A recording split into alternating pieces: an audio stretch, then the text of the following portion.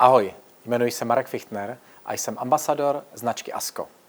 Tentokrát si ukážeme, jak připravit šťavnatá kuřecí prsa metodou sous vide. Prsa z kukuřičného kuřete osolím, opepřím a vložím do igletového sáčku společně s máslem, tymiánem a česnekem.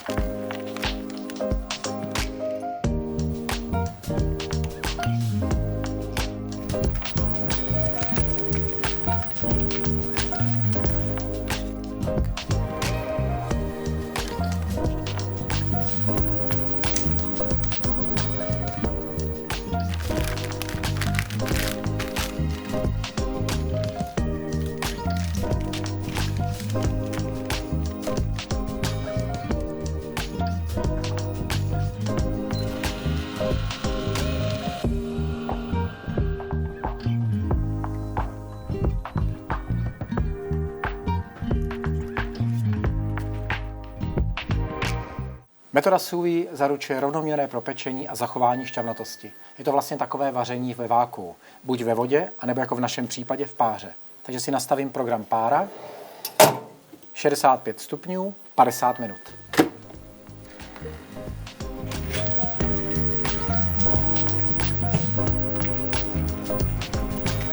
Po vyjmutí kuřecí prsa krátce opeču na pánvi, aby získali zlatavou kůrku.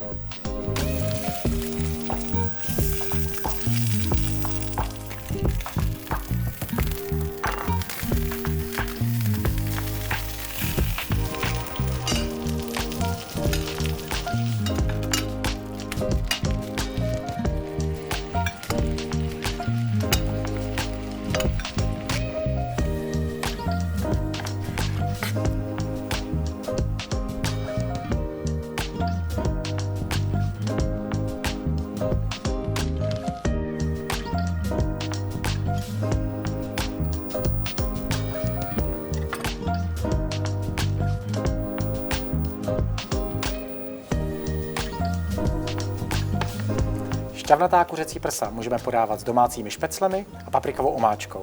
Nechte si chutnat.